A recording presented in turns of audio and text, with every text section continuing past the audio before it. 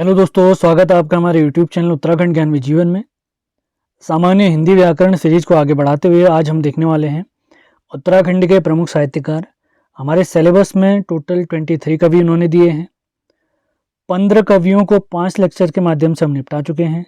4 कवि आज करने वाले हैं, तो कवि परिचय का इसके बाद एक अंतिम वीडियो और आएगा जिसमें हमारे 23 कवि समाप्त हो चुके होंगे। इसी के साथ हमने हिंदी का विकास चैप्टर 2 लेक्चर में कंप्लीट किया है। हिंदी वर्णमाला, स्वर और व्यंजन 2 लेक्चरों में समाप्त किया है, तो वो वीडियो भी आपने ज़रूर देखने हैं। और हिंदी की कंप्लीट नोट्स पीडीएफ प्राप्त करने के लिए आप इस दिए गए नंबर पर संपर्क कर सकते हैं 7895127508। आगामी सभी परीक्षाओं के लिए उत्तराखंड का इतिहास, संपूर्ण जिला सीरीज, संपूर्ण परीक्षा वाणी के कंप्लीट नोट्स प्राप्त करने के लिए आपने इसी नंबर पर संपर्क करना है 7895127508। अब अगर आपको हिंदी सामान्य साहित्य जो हमारा कवि परिचय से रिलेटेड है, 23 कवि हैं, ये सारे कवि आप देख सकते हैं, जिसमें 15 कवि हम निपटा चुके हैं। आज हम देखने वाले 4 कवि। 4 कौन कौन से कवि हैं वो आपको फिर से बता देते हैं। तुलसीदास जी, रसखान जी, जयशंकर प्रसाद जी और मीराबाई। तो विदाउट वेस्टिंग टाइम स्टार्ट करते हैं। तो सबसे पहले कवि हैं आज के हमारे गोस्वामी तुलसीदास जी। इनका जन्म 1511 में राजापुर चित्रकूट उत्तर प्रदेश में हुआ है। इनके गुरुजी का नाम नरहरिदास जी है, काफ़ी इंपॉर्टेंट। इनके पिताजी का नाम आत्मा राम है, जबकि माता का नाम तुलसी देवी है। इनकी पत्नी का नाम आपने ढूंढ के बताना है। इनके बचपन, गोस्वामी तुलसीदास जी के बचपन का नाम राम बोला है। राम बोला, ये राम भक्त कवि थे। इन्होंने अपनी रचनाओं में अवधी और ब्रज भाषा का काफ़ी यूज किया हुआ है। अगला देखते हैं इनके अन्य नाम क्या क्या प्राप्त होते हैं। इनके अन्य नाम हैं गोस्वामी, अभिनव वाल्मीकि, लोकनायक, कवि शिरोमणि। अभिनव वाल्मीकि है इनका पूरा नाम, उपनाम। हिंदी का जाति कवि और मानस का अंश, ये सारे इन्हीं के यानी गोस्वामी तुलसीदास जी के उपनाम हैं। अब इनकी प्रमुख रचनाएं देखते हैं।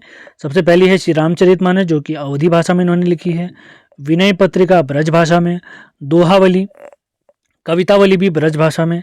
इसके बाद रामलला नहचू, वैराग्य संदीपनी, जानकी मंगल, हनुमान चालीसा, गीतावली, पार्वती मंगल, ये सारी रचनाएं हमारे गोस्वामी तुलसीदास जी की हैं। तो इन पर विशेष फोकस करना है।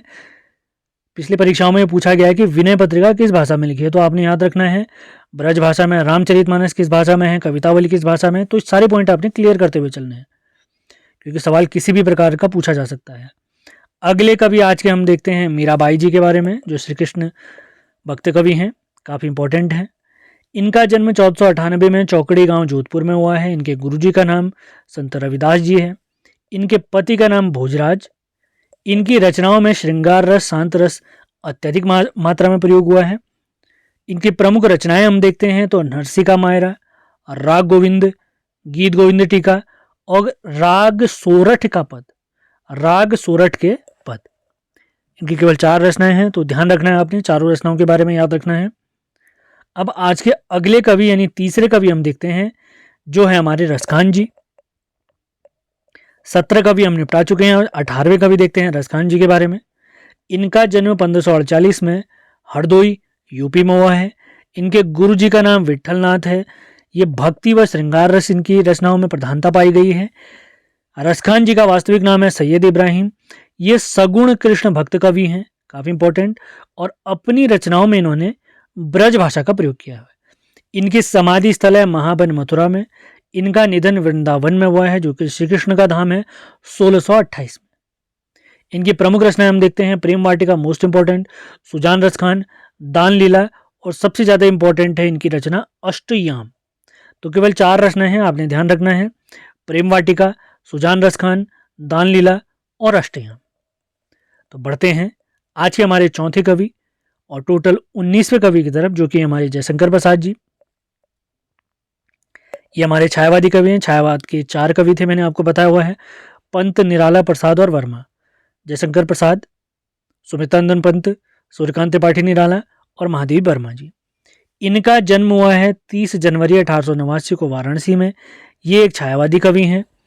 इनकी पहली कहानी का नाम ग्राम था, जो कि 1912 की है। इनके अन्य नाम क्या क्या हैं?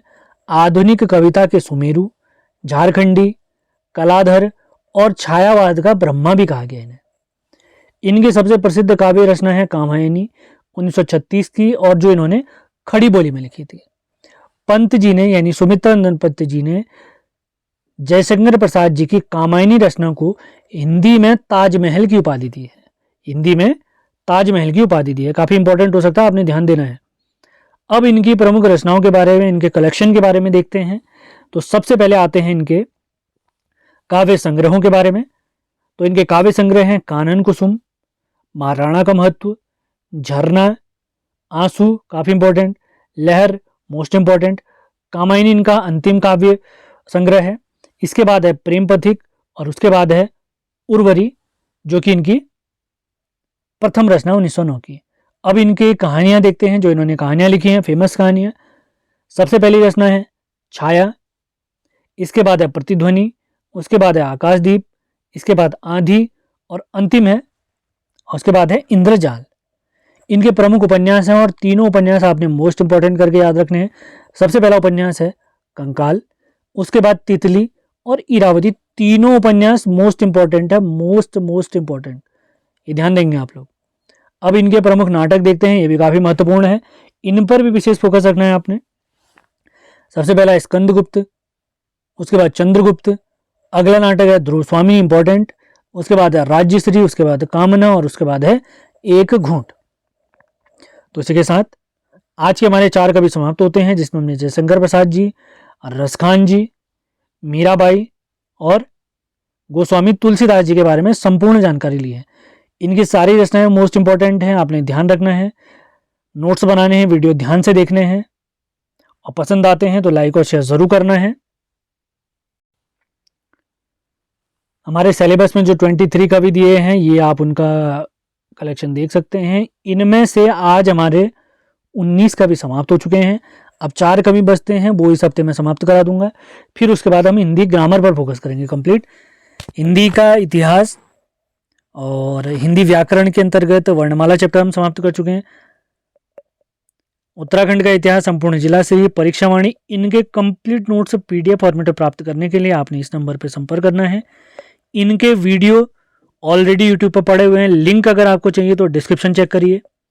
इसी के साथ हमारी BS नेगी जी की सीरीज भी चल रही है, उसको भी आपने बढ़िया तरीके से फॉलो करना है। उत्तराखंड करंट अफेयर की सीरीज भी फॉलो करनी है, सभी के लिंक डिस्क्रिप्शन में दिए हुए हैं। और कोई भी सीरीज हमारी चल रही है, उनके वीडियो आपको यूट्यूब में बिल्कुल फ्री में अवेलेबल हैं। PDF के लिए आपने इस नंबर पर संपर्क करना है, हमारा नंबर है 7895127508। सेशन पसंद आए हैं तो लाइक और शेयर जरूर करें। मिलते हैं अगले वीडियो में, धन्यवाद।